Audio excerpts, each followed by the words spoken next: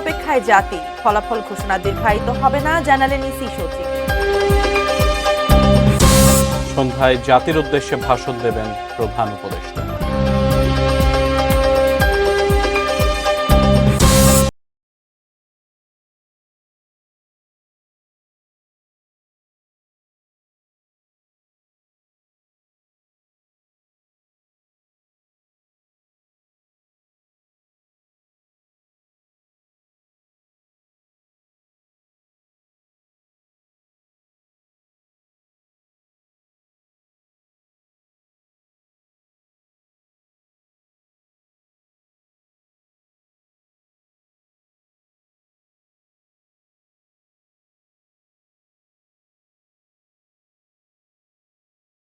ATN news দেখছেন।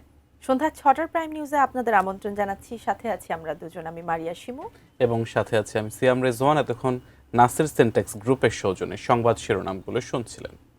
VSL Angle Channel HB VSL Bikrampur steel limited.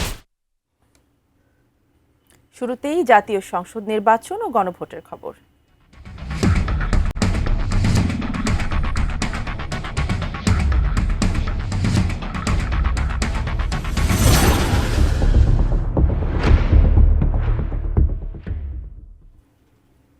জাতীয় নির্বাচনের আনুষ্ঠানিক প্রচার শেষ হলেও থেমে নেই ভোটের আলোচনা। সারা দেশেই সবার আলোচনার কেন্দ্রে এখন বিএনপি চেয়ারম্যান তারেক রহমান এবং জামায়াতের আমির ডাক্তার শফিকুর রহমান সহ বিভিন্ন দলের প্রধানরা। আলোচিত রাজনৈতিক দলগুলোর দলীয় প্রধানদের সংসদীয় আসন নিয়ে এটিএন নিউজের বিশ্লেষণ জানাচ্ছেন সহকর্মী আরাফাত সিদ্দিকী।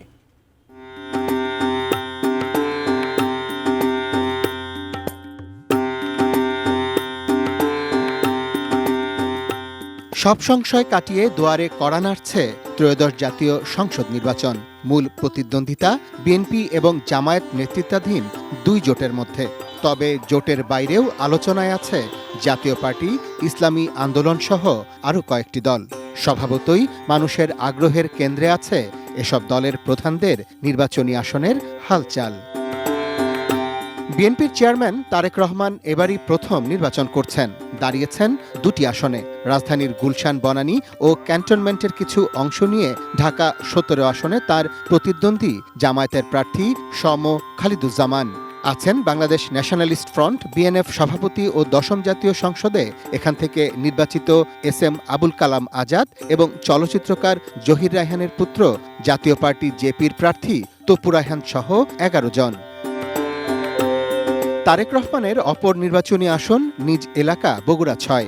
সেখানে প্রতিদ্বন্দ্বী জামায়াতের মোহাম্মদ আবিদুর রহমান সহ আরও ৪ জন। জামায়াতে ইসলামীর আমির ডাক্তার শফিকুর রহমান দাঁড়িয়েছেন মিরপুর ও ক্যান্টনমেন্ট এলাকার অংশবিশেষ নিয়ে গঠিত ঢাকা ১৫ আসনে। এখানে ধানের শীষ প্রার্থী ব্যবসায়ী শফিকুল ইসলাম খান আছেন আরও ৬ জন। জাতীয় নাগরিক পার্টি এনসিপির আহ্বায়ক নাহিদ ইসলাম ফাহিম প্রার্থী হয়েছেন নিজ এলাকা ঢাকা ১১ থেকে। বিএনপির এম.এ. কাইয়ুম সহ অন্যান্য দল ও স্বতন্ত্র মিলিয়ে আরও ৯ প্রার্থী এখানে তার প্রতিদ্বন্দ্বী। জাতীয় পার্টির ঘাঁটি বলে পরিচিত রংপুর ৩ আসনে লড়ছেন দলটির চেয়ারম্যান জি.এম. কাদের। তার প্রধান প্রতিদ্বন্দ্বী বিএনপির শামসুজ্জামান শামু ও জামায়াতের মাহবুবুর রহমান বেলাল। এখানেই এবার নির্বাচনে তৃতীয় লিঙ্গের একমাত্র প্রার্থী আনোয়ারা ইসলাম রানী লড়ছেন হরিণ প্রতীক নিয়ে। ইসলামী আন্দোলন বাংলাদেশের চেয়ারম্যান মুফতি সৈয়দ মোহাম্মদ রেজাউল করিম দলীয় প্রার্থীদের সমর্থনে সারা দেশে প্রচার চালালেও নিজে প্রার্থী হননি। তার নিজ এলাকা বরিশাল ৫ সদর আসনে প্রার্থী হয়েছেন তাঁরই ছোট ভাই এবং দলের সিনিয়র নায়েবে আমির মুফতি সৈয়দ মোহাম্মদ ফয়জুল করিম। এখানে চরমোনাই পীরের সম্মানে জামায়াত জোট প্রার্থী না দিলেও শক্ত প্রতিদ্বন্দ্বী আছেন বিএনপির প্রার্থী সাবেক মেয়র মুজিবুর রহমান সরোয়ার। এছাড়াও বাংলাদেশের কমিউনিস্ট পার্টি সিপিবির সভাপতি কাজী সাজ্জাদ জহির চন্দন নির্বাচন করছেন নরসিংদী ৪ থেকে। তার প্রতিদ্বন্দ্বী বিএনপির সর্দার মোহাম্মদ সাখাওয়াত হোসেন আর জামায়াতের মোহাম্মদ জাহাঙ্গীর আলম। এবার নির্বাচনে মোট প্রার্থী সংখ্যা ২০৩৪ জন। এদের মধ্যে ২৭৫ জন স্বতন্ত্র, বাকি ১৭৫৯ জন ৫১টি রাজনৈতিক দলের প্রার্থী। দেশের প্রায় ১২ কোটি ৭৩ লাখ ভোটার বৃহস্পতিবার এই প্রার্থীদের মধ্য থেকেই ২৯৯ জন সংসদ সদস্য বেছে নেবেন। এক প্রার্থীর মৃত্যুতে শেরপুর ৩ আসনের নির্বাচন স্থগিত করেছে নির্বাচন commission. Arafat Siddiqui, ATN news, Dhaka.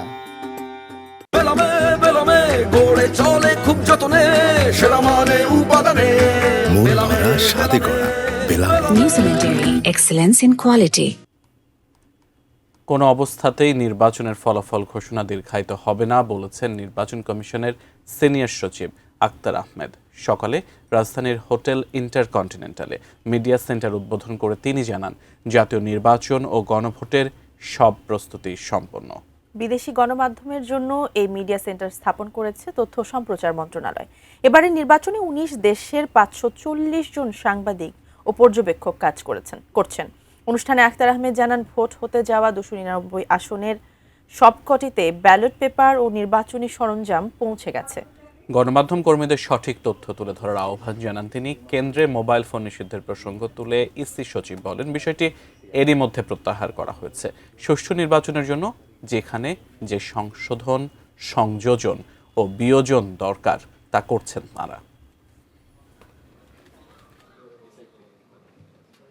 আমরা তথ্য সরবরাহ করব, তথ্য দিব, তথ্যের ব্যাখ্যাটা থাকবে, কিন্তু অপতথ্য অপপ্রচার থেকে আমরা বিরত থাকব। যেটা সত্য সেটাই বলি, সেটা সত্য আমার যতই নির্মম কঠিন হোক না কেন আমরা সেটাই বলি, অসুবিধা নেই। তো রিটার্নিং অফিসারের কাছে পোস্টাল ব্যালটের যে কেন্দ্রটা, সেখানে তুলনামূলকভাবে অন্যান্য কেন্দ্রের রেজাল্ট আসার থেকে একটু বেশি সময় লাগবে, যদিও আমরা এটাকে সামাল দেওয়ার চেষ্টা করছি। তার কারণ হচ্ছে যে ওখানে ব্যালট পেপারের কাঠামোগত কারণেই একটু দ্বিতীয়বার পরীক্ষা করার। সাধারণ নির্বাচন ও গণভোটকে সামনে রেখে সন্ধ্যায় জাতির উদ্দেশ্যে ভাষণ দেবেন প্রধান উপদেষ্টা ডক্টর মোহাম্মদ ইউনূস। তার প্রেস উইং জানিয়েছে, সন্ধ্যা ৭টায় তার এই ভাষণ বাংলাদেশ টেলিভিশন থেকে প্রচার করা হবে। আগামী ১২ ফেব্রুয়ারি অনুষ্ঠেয় ১৩তম সাধারণ নির্বাচন এবং জুলাই জাতীয় সনদ বিষয়ে গণভোটকে সামনে রেখে ভাষণ দেবেন তিনি। এর আগে বিভিন্ন বক্তব্যে তিনি বলেছেন, বাংলাদেশের আগের সকল নির্বাচনের চেয়ে এবার সেরা নির্বাচন হবে। সবাই যেন নিরাপদে উৎসবমুখর পরিবেশে ভোট কেন্দ্রে যান এবং নিজের অধিকার উপভোগ করেন, সেই আহ্বান জানিয়েছেন। সেই সঙ্গে সংশ্লিষ্টদের নির্দেশ দিয়েছেন অবাধ সুষ্ঠু নির্বাচনের পরিবেশ তৈরি করতে। রাজনৈতিক দলগুলো যেন দায়িত্বশীল আচরণ করে সেই আহ্বানও জানিয়েছেন তিনি। আজকের ভাষণেও এসব বিষয় নিয়ে কথা বলবেন বলে ধারণা করা হচ্ছে। আসসালামু আলাইকুম। আজ ৫ই আগস্ট, জুলাই। এখন পর্যন্ত নির্বাচনী পরিবেশ ভালো এবং অনুকূলে, এমনটাই মনে করছেন বিএনপি মহাসচিব মির্জা ফখরুল ইসলাম আলমগীর।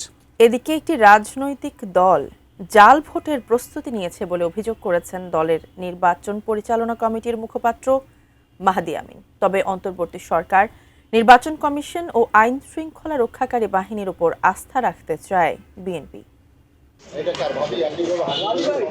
১২ ফেব্রুয়ারি নির্বাচন উপলক্ষে প্রচার প্রচারণা শেষ। বহুল প্রতীক্ষিত নির্বাচনের বাকি আর মাত্র কয়েক ঘন্টা। নিজের নির্বাচনী এলাকা ঠাকুরগাঁয়ে অবস্থান করছেন বিএনপি মহাসচিব মির্জা ফখরুল ইসলাম আলমগীর। মঙ্গলবার সকালে সাংবাদিকদের সাথে আলোচনায় তিনি বলেন, অনেকদিন নির্বাচন না হওয়ায় উদ্বেগ ছিল, তবে এখন পর্যন্ত নির্বাচনী পরিবেশ ভালো। এখন পর্যন্ত নির্বাচন যে পরিবেশ, সেটা নির্বাচনের অনুকূলেই ছিল।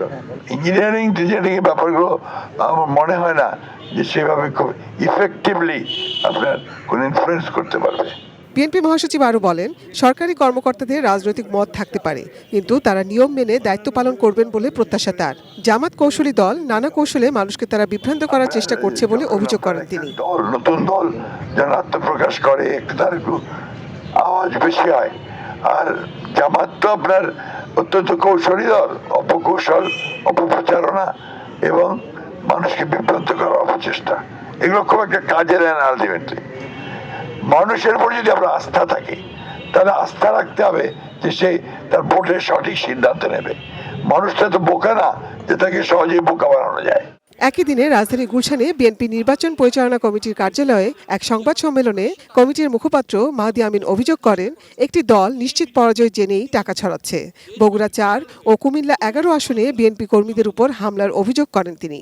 দুর্নীতির বিরুদ্ধে তথাকথিত অবস্থানকে পুঁজি করে যে দলটি নির্বাচনী প্রচারণা চালাচ্ছে তারা সেই প্রচারণাতেই সাধারণ মানুষকে এমনকি শিশুদেরও অর্থ দিয়ে প্রলুব্ধ করছেন, যা নির্বাচনী আচরণবিধির চরম লঙ্ঘন। মাহদী আমিন আরও বলেন, নির্বাচন সুষ্ঠু করতে বিএনপি ধৈর্যের সাথে দায়িত্বশীল আচরণ করে যাচ্ছে। নির্বাচন সুষ্ঠু হলে যে কোনো ফলাফল মেনে নেবে বিএনপি। প্রতিটি রাজনৈতিক দল যদি দায়িত্বশীল আচরণ করে তাহলে ইনশাল্লাহ নির্বাচনে সহিংসতা পেরিয়ে শান্তিপূর্ণভাবে আমরা জনগণের ভোটের অধিকার প্রতিষ্ঠা করতে পারবো। গণ অভ্যুত্থানে কিন্তু অন্যতম আকাঙ্ক্ষা ছিল সেটি। আমাদের প্রত্যাশা থাকবে যে কোনো দলের দিকে তাকিয়ে না, অভিযোগ কে করছে সেটা না, অভিযোগটা সত্য কিনা সেটা যেন নির্বাচন কমিশন তাদের পদক্ষেপ গ্রহণ করে, এটা আমাদের কামনা। Nazia Afrin, ATN news, Dhaka. প্রশাসনের একটি পক্ষ নির্দিষ্ট একটি দলের দিকে ঝুঁকে পড়েছে বলে অভিযোগ জামায়াতের। সকালে জামায়াতের আমিরের সাথে ইউরোপীয় ইউনিয়নের নির্বাচনী পর্যবেক্ষক দলের সাক্ষাৎ শেষে সংবাদ সম্মেলনে এই অভিযোগ করেন দলের সহকারী সেক্রেটারি জেনারেল ও মিডিয়া সেলের প্রধান এহসানুল মাহবুব জুবায়ের। বলেন, জাতি কোনো পাতানো নির্বাচন মেনে নেবে না। জামায়াত আমিরের সঙ্গে পর্যবেক্ষক দলের সাথে প্রায় 1 ঘন্টা বৈঠক হয়। বৈঠকে নির্বাচন, জামায়াতের প্রস্তুতি এবং কোথাও কোনো বাধা পাচ্ছে কিনা সে বিষয়ে জানতে চেয়েছে বলেও জানান জামায়াতের মিডিয়া সেলের এই প্রধান। তিনি বলেন, লেভেল প্লেইং ফিল্ড নিশ্চিত করতে ইসি সহ আইন শৃঙ্খলা বাহিনীর তৎপরতা দেখছে না তারা।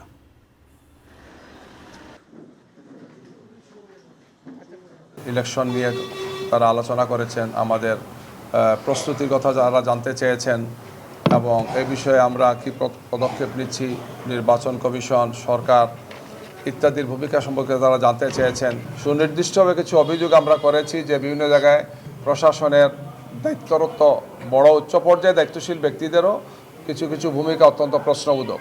আমরা মনে করি এইটাই সংশোধন হওয়া উচিত এবং সঠিক ভূমিকা পালন করা উচিত প্রশাসনের, নাইলে লেভেল প্লেইং ফিল্ড হবে না, নির্বাচনটা সুষ্ঠু হবে না, গ্রহণযোগ্য হবে না এবং কোনো অবস্থায় জাতি এটা মেনে নেবে না। আপদকালীন পরিস্থিতির অগ্রগতি হয়েছে, অর্জিত হয়েছে দায়িত্বের মাপকাঠি। এ কথা জানিয়ে ঢাকা বিশ্ববিদ্যালয়ের উপাচার্যের পদ থেকে সরে দাঁড়াতে চাইছেন অধ্যাপক ডক্টর নিয়াজ আহমদ খান।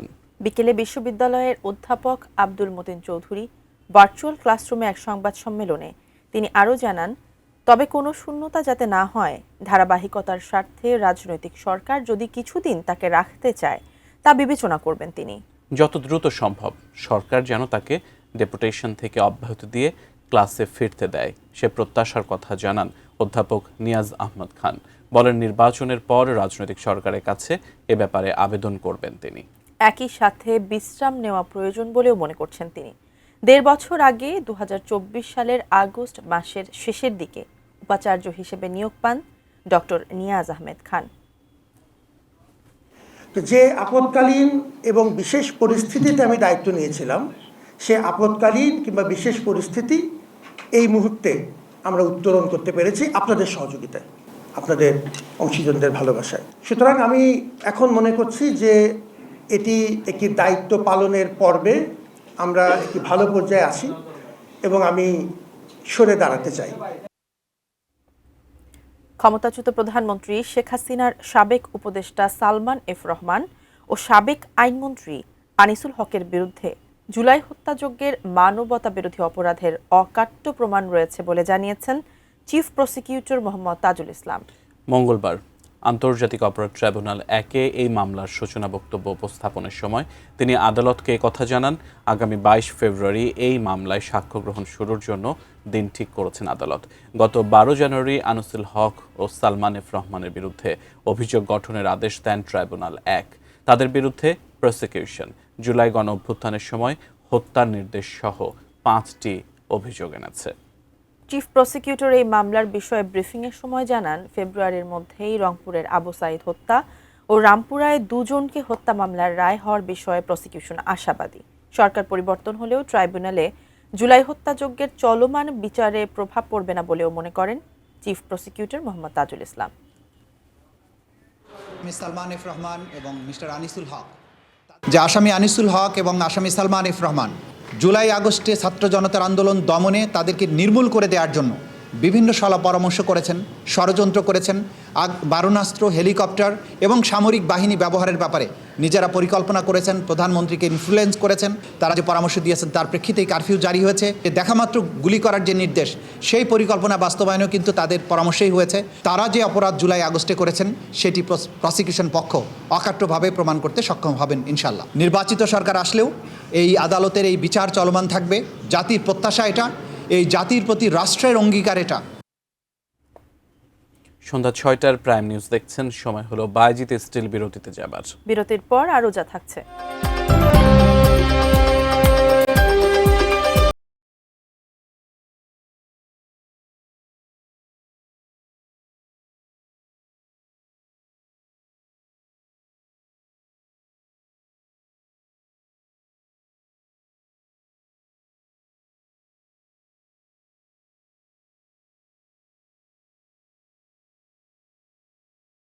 শেষে আবার আমন্ত্রণ।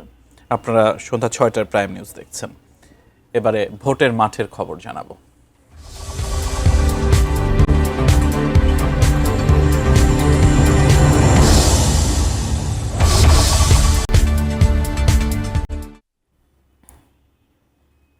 সুষ্ঠু নির্বাচনই শুধু নয়, বিবেচক প্রধানমন্ত্রী, বিচার বিভাগের স্বাধীনতা, হাদি হত্যার বিচার যেমন অনেকেই চেয়েছেন, কেউ আবার চেয়েছেন কেবল কম দামে গরুর মাংস কেনার সক্ষমতা। এমন নানা সুখ দুঃখের কথা ও চাওয়া প্রধান উপদেষ্টা বরাবর চিরকুটে জানালেন দেশের 40,206 নাগরিক। গণভোট 2026 ও ত্রয়োদশ জাতীয় সংসদ নির্বাচন উপলক্ষে সচেতনতামূলক প্রচারণার জন্য দেশের চাবি আপনার হাতে, এই স্লোগানে দেশব্যাপী ঘুরেছে এই ভোটের গাড়ি। প্রায় 2169টি স্পটে প্রচারণায় জনমত বাক্সে চিরকুটগুলো জমা পড়েছে। প্রধান উপদেষ্টা ডক্টর মোহাম্মদ ইউনূসকে লেখাগুলোতে সরকারের সমালোচনা রয়েছে অনেক। দেশকে স্বৈর শাসনের শঙ্কা থেকে বাঁচানো, হয়রানি ছাড়া পাবলিক সার্ভিস, রাষ্ট্রতন্ত্রের সংস্কার, জুলাই হত্যাকাণ্ডের বিচার, নারী পুরুষের সমতা, শিশুর জন্য নিরাপদ পরিবেশ, ভালো শিক্ষা ব্যবস্থা, দুর্নীতি ও আধিপত্য মুক্ত বাংলাদেশ চেয়েছেন নাগরিকরা। প্রধান উপদেষ্টা চিরকুটগুলো পড়ে নির্দেশ দিয়েছেন সবগুলোই যেন অবিকল সংরক্ষণ করা হয়।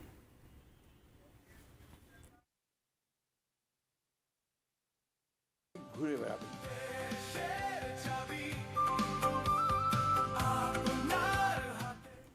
জাতীয় সংসদ নির্বাচনে লম্বা ছুটি পাওয়ায় ভোট দিতে বাড়ি ফিরছে সাধারণ মানুষ। মহাসড়কে রয়েছে বাড়তি গাড়ির চাপ।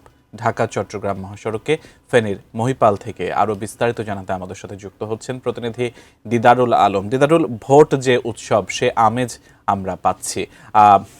মহাসড়কে বাড়তি গাড়ির চাপ আছে, বাড়তি ভাড়া আদায়ের কোনো অভিযোগ আছে কিনা আমাদের জানাবেন।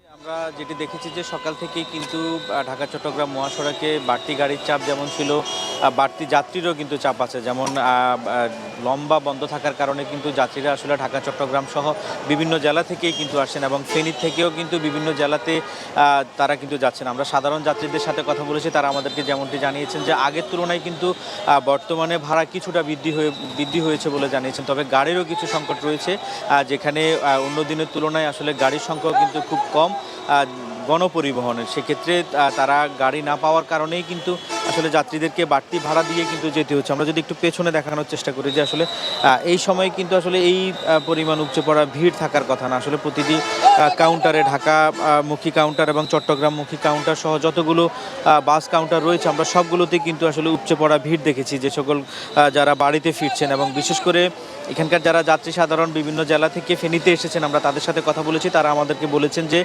ত্রয়োদশ জাতীয় সংসদ নির্বাচনকে ঘিরে আসলে তাদের মধ্যে একটা আমেজ কাজ করছে, তারা বাড়িতে ফিরছেন, ভোট প্রয়োগ করবেন, এরকম আসলে অনেকে বলছেন। এবং লম্বা ছুটি থাকার কারণে পরিবার নিয়ে কিন্তু তারা আসলে তাদের যে যাত্রা তারা সে যাত্রা করছেন এবং সেখানে অনেক যাত্রী আসলে অভিযোগ করছেন যে তাদেরকে বাড়তি ভাড়া গুনতে হচ্ছে।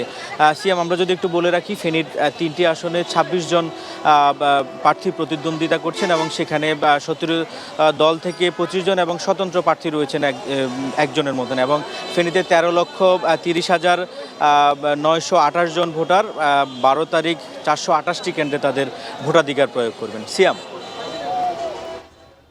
দর্শক, ঢাকা চট্টগ্রাম মহাসড়কের যানজটের বা গাড়ি ঘোড়ার খবর আমাদের জানাচ্ছিলেন প্রতিনিধি দিদারুল আলম।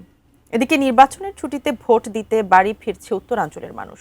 এতে টাঙ্গাইলে যমুনা সেতুমুখী মহাসড়কের রাবনা বাইপাস থেকে এলেঙ্গা পর্যন্ত যানজট তৈরি হয়েছে। মহাসড়কের পৌলি এলাকা থেকে আরও জানাচ্ছেন টাঙ্গাইল প্রতিনিধি নওশাদ রানা সানভি। সানভি, আমরা জেনেছি যে ইতোমধ্যে বেশ ভালোই যানজট হয়েছে সেখানে, এখন কি অবস্থা এবং রাস্তাঘাটে যাত্রী যারা আছেন তাদের আর কোনো দুর্ভোগ হচ্ছে কিনা? ধন্যবাদ। আমি এই মুহূর্তে ঢাকা টাঙ্গাইল মহাসড়কের পৌলি এলাকায় রয়েছি।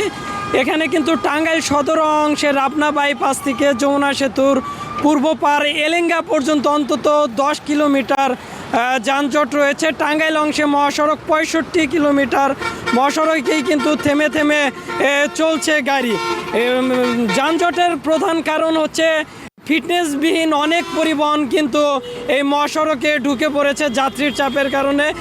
ফিটনেসবিহীন গাড়ি বিকল হয়ে যাওয়ার কারণেই কিন্তু যানজটটি বেশি হচ্ছে। আজ সকাল থেকে ঢাকা টাঙ্গাইল যমুনা সেতু মহাসড়কে পরিবহনের সংখ্যা বেড়েছে, যদিও গতকাল রাতে এই সংখ্যা ছিল আরও বেশি, তবে বিকাল থেকে আবারও পরিবহনের সংখ্যা বেড়েছে মহাসড়কে। অনেকেই গণপরিবহন না পেয়ে খোলা ট্রাক ও পিকআপে চেপে যাচ্ছে এবং পরিবহন সংকটের অজুহাতে, যানজটের অজুহাতে কিন্তু যাত্রীদের কাছ থেকে দ্বিগুণ তিনগুণ ভাড়া আদায় করছে পরিবহন চালকরা। শিমু, এই ছিল টাঙ্গাইল থেকে আমার কাছে সর্বশেষ। আমরা সানভির কাছ থেকে জানছিলাম টাঙ্গাইলের মহাসড়কের যে প্রস্তুতি বা টাঙ্গাইলের মহাসড়কের যে অবস্থা, সে অবস্থার খবর আমরা জানছিলাম। অন্যান্য খবরে যাচ্ছি। বিশ্বের 182টি দেশের মধ্যে সবচেয়ে দুর্নীতিগ্রস্ত দেশের তালিকায় বাংলাদেশের অবস্থান 13তম। ট্রান্সপারেন্সি ইন্টারন্যাশনাল বাংলাদেশ টিআইবি বলছে, সিপিআই সূচক অনুযায়ী বাংলাদেশের অবস্থান এমন জায়গায় যারা দুর্নীতির লাগাম টানতে ব্যর্থতার পরিচয় দিচ্ছে। টিআইবির নির্বাহী পরিচালক ডক্টর ইফতেখারুজ্জামান বলেন, গণ অভ্যুত্থানের পরও বাংলাদেশ সুযোগ হারানোর দৃষ্টান্ত স্থাপন করেছে। সকালে রাজধানীর ধানমন্ডির মাইডা সেন্টারে ট্রান্সপারেন্সি ইন্টারন্যাশনাল বাংলাদেশের সংবাদ সম্মেলন দুর্নীতির সূচক নিয়ে। বিশ্বের সবচেয়ে বেশি দুর্নীতিগ্রস্ত দেশগুলোর তালিকায় বাংলাদেশের অবস্থান এক ধাপ অবনতি হয়েছে জানিয়ে বলা হয়, দুর্নীতিগ্রস্ত দেশ হিসেবে বাংলাদেশের স্কোর এখন 24। এই একই স্কোর নিয়ে বাংলাদেশের সঙ্গে আছে আফ্রিকান রিপাবলিকান ও প্যারাগুয়ে। আর দক্ষিণ এশিয়ায় আফগানিস্তানের পরেই অবস্থান বাংলাদেশের। 13তম, যেটি গত বছর ছিল 14তম, অর্থাৎ আমরা এক ধাপ নিচে নেমেছি। সংবাদ সম্মেলনে টিআইবির নির্বাহী পরিচালক ডক্টর ইফতেখারুজ্জামান বলেন, গণ অভ্যুত্থানের পর সরকার সংস্কার ও দুর্নীতি দমনে ব্যর্থ হয়েছে। দুর্নীতি নিয়ন্ত্রণে পবিত্র দায়িত্ব তাদের ছিল, দৃষ্টান্ত স্থাপন দুইটা ক্ষেত্রে। সেখানে আসলে ব্যর্থতার পরিচয় দিয়েছে তারা। সংস্কারের ক্ষেত্রেও যেটুকু হয়েছে, তারা নিজেদের অদক্ষতার কারণে সুনির্দিষ্ট কৌশলগত চিন্তা ভাবনা করে নাই। ওরা সরকার পরিচালনার ক্ষেত্রে একদিক থেকে স্বচ্ছতা, জবাবদিহিতার চর্চা দৃষ্টান্ত স্থাপন করতে ব্যর্থতার পরিচয় দিয়েছে অনেক ক্ষেত্রেই। বিদায়ী সরকারের শেষ মুহূর্তে সম্পদ বিবরণী প্রকাশ এক ধরনের প্রহসন বলেও মন্তব্য করেন তিনি। বলেন, বড় দলগুলো চায় না জবাবদিহিতা নিশ্চিত করতে। পলিটিক্যাল অ্যান্ড গভর্নেন্স স্পেসের মধ্যে সেই একই ধরনের যে আমাদের পালা সংস্কৃতিটা চালু হয়েছে 5 তারিখ থেকে। সারা দেশে দলবাজি, দখলবাজি, চাঁদাবাজি, বিভিন্ন ধরনের মামলা বাণিজ্য, গ্রেপ্তার বাণিজ্য ইত্যাদি কারা করেছে। সরকারের ব্যর্থতার সাথে যুক্ত হয়েছে রাজনৈতিক দলগুলোর যে পুরনো সংস্কৃতিতে ফিরে আসা। টিআইবির তথ্য বলছে, এবার কোনো দেশ 100% স্কোর করতে পারেনি। সূচকে 89 স্কোর পেয়ে কম দুর্নীতিগ্রস্ত দেশ হিসেবে শীর্ষে ডেনমার্ক, এরপর ফিনল্যান্ড, সিঙ্গাপুর। বৈশ্বিকভাবে হতাশাব্যঞ্জক চিত্র বিরাজ করছে। কোনো দেশই 100% স্কোর করে নাই। কিশোর জাহান, এটিএন নিউজ, ঢাকা। আবারও ফিরছি মহাসড়কের খবরে। টানা 4 দিন ছুটি পাওয়ায় ভোট দিতে এবং ছুটি কাটাতে নিজ নিজ এলাকায় ফিরছে মানুষ। আমরা বলছিলাম ইতোমধ্যেই মহাসড়কে এজন্য দেখা গেছে যাত্রীদের ভিড়। সাভার বাসস্ট্যান্ড থেকে বিস্তারিত জানাচ্ছেন প্রতিনিধি কামরুজ্জামান। কামরুজ্জামান, আমরা জানি এবারে নির্বাচনটা একদমই ব্যতিক্রম। সবার মধ্যেই একটা নির্বাচনী আমেজ রয়েছে, একটি উৎসবের আমেজ রয়েছে। সবাই বাড়ি ফিরতে চাইছে ভোট দেবার জন্য। তো আপনি যেখানে আছেন সেখানে আসলে যাত্রীদের ভিড় কেমন দেখছেন, তাদের মধ্যে উল্লাস কেমন দেখছেন? আমি এই মুহূর্তে রয়েছে একদম বাস স্ট্যান্ডে কিন্তু রয়েছি। আপনাকে একটু জানিয়ে রাখি যে আসলে এবারকে এই নির্বাচনকে ঘিরে মধ্যে কিন্তু ঈদের যে আমেজ সেটি কিন্তু আমরা লক্ষ্য করেছি। তারা টানা 4 দিন ছুটির পর কিন্তু যাত্রীরা দেখেছি যে তারা কিন্তু বাড়ি যেতে কিন্তু মানে অতি আগ্রহ প্রকাশ করছে, যেহেতু তারা আর মাত্র একদিন রয়েছে, একদিন পরেই তারা ভোট দিবে।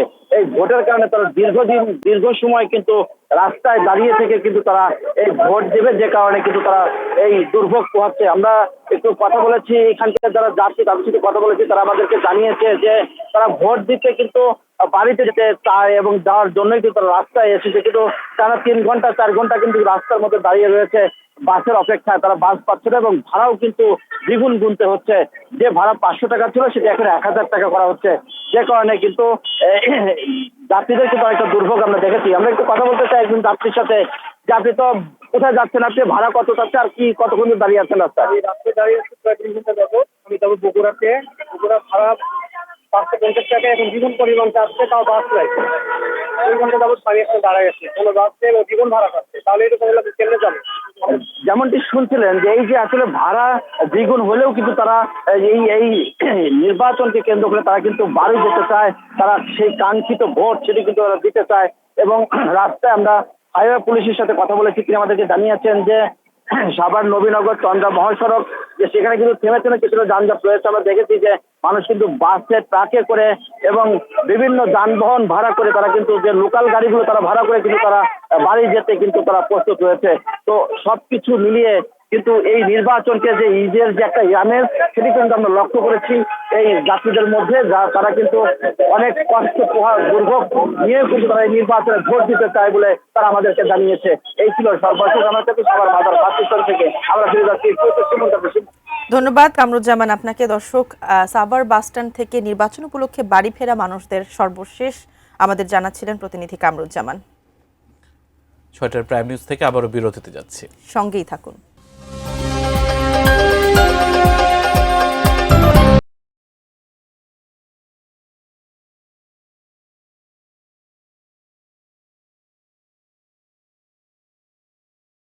বিরতির পর আবারও আমন্ত্রণ সংবাদে। এবারে বাণিজ্য সংবাদ presented by Pubali bank PLC.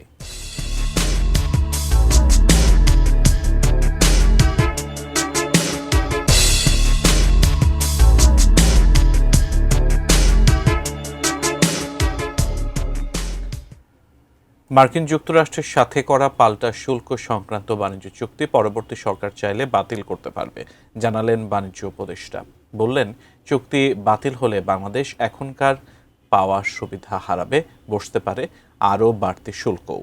দুপুরে সচিবালয়ে নিজ দপ্তরি বিষয়টি নিয়ে ঢাকা সংবাদ সম্মেলনে কথা জানান বাণিজ্য উপদেষ্টা শেখ বশির উদ্দিন। তিনি বলেন, যুক্তরাষ্ট্রের বাজারে বাংলাদেশি পণ্যের শুল্ক 20 থেকে কমে 19% করায় রপ্তানি আরও বাড়বে। তাছাড়া যুক্তরাষ্ট্রের তুলা দিয়ে পোশাক তৈরি করলে শুল্কমুক্ত সুবিধা কেবল বাংলাদেশই পাবে, অন্য কোনো দেশকে এ সুযোগ দেয়া হয়নি বলেও দাবি করেন তিনি। সাংবাদিকদের অন্য এক প্রশ্নের জবাবে বলেন, আলু ডিমের দাম কমুক তা তিনি চান না, তিনি চান তেলের দাম কমুক। বিদায়ী মূল্যায়নে তিনি দাবি করেন তিনি এবং তার মন্ত্রণালয় ছিল দুর্নীতিমুক্ত, তবে নিজের ভুল ত্রুটির জন্য ক্ষমাও চেয়েছেন, আহ্বান জানালেন তাকে ভুলে যাওয়ারও। এবং এখানে আমাদের দুটো খুব বড় ধরনের অর্জন আছে। একটা অর্জন হচ্ছে আমরা 20 থেকে 19-এ নিয়ে এসেছি। যুক্তরাষ্ট্রের তুলো ব্যবহার করি, সেই তুলো দ্বারা প্রস্তুতকৃত যে গার্মেন্টস আছে, সেই গার্মেন্টস যুক্তরাষ্ট্রের বাজারে 0 রেসিপ্রোকাল ট্যারিফে যুক্তরাষ্ট্রের বাজারে প্রবেশাধিকার পাবে। এই চুক্তির মধ্যে আমাদের এই শর্ত যুক্ত আছে, যদি প্রয়োজন হয় আমরা একটা অ্যাপ্রোপ্রিয়েট নোটিশ দিয়ে এই চুক্তি থেকে আমরা বের হয়ে আসতে পারবো। সো পরবর্তী সরকার যদি মনে করেন যে কোনো কারণে ওনাদের জন্য এটা উপযুক্ত নয়, সো সেটার ব্যাপারেও আমরা কগনিজেন্ট ছিলাম, থেকে আমরা এটাকে চুক্তিতে সন্নিবেশ করেছি। এবারে মেটাল প্রেজেন্স কৃষি সংবাদ সুজলা সুফলা।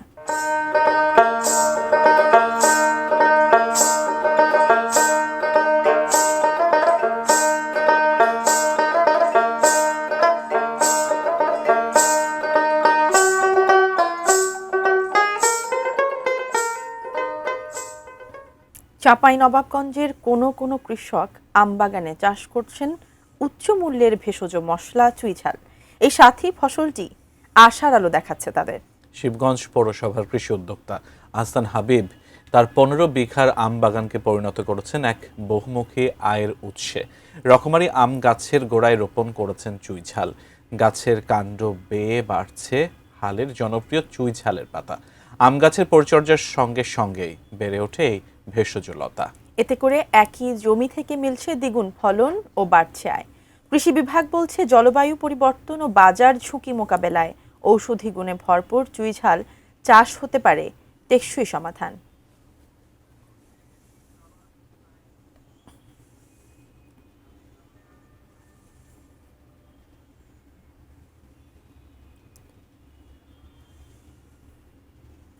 আবারও সময় হলো বাইজিস্টের বিরতির। ফিরে এসে আরও যা থাকছে।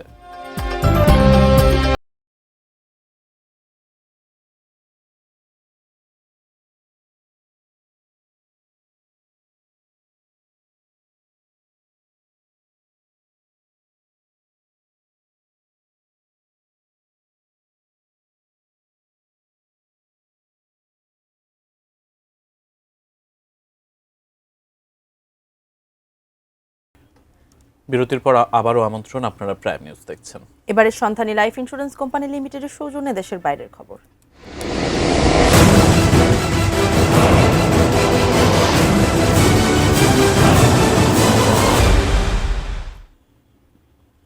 মার্কিন পতাকাবাহী বাণিজ্যিক জাহাজগুলোকে যতটা সম্ভব ইরানের আঞ্চলিক জলসীমা থেকে দূরে থাকার নির্দেশ দিয়েছে যুক্তরাষ্ট্র। দেশটির পরিবহন মন্ত্রণালয়ের অধীন মেরিটাইম অ্যাডমিনিস্ট্রেশনের নির্দেশনায় বলা হয়, ইরানি বাহিনী যদি জাহাজে ওঠার অনুমতি চায় তবে তা মৌখিকভাবে প্রত্যাখ্যান করতে হবে। ইরানের পারমাণবিক কর্মসূচি নিয়ে ওয়াশিংটন ও তেহরানের মধ্যে চলমান উত্তেজনার মধ্যে মধ্যপ্রাচ্যের তেল সরবরাহের জন্য গুরুত্বপূর্ণ নৌপথ হরমুজ প্রণালী দিয়ে চলাচলকারী বাণিজ্যিক জাহাজগুলোর জন্য নতুন নির্দেশনা দিল দেশটি। Ispahani sports news.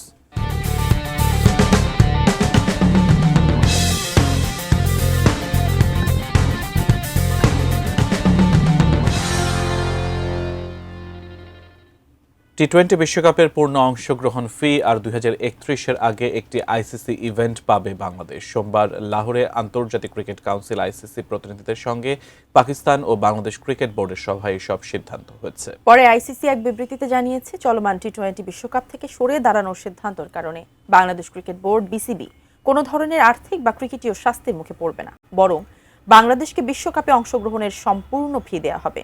এছাড়া 2021 সালের ওয়ানডে বিশ্বকাপের আগে একটি বৈশ্বিক টুর্নামেন্ট আয়োজনের সুযোগ পাবে বাংলাদেশ।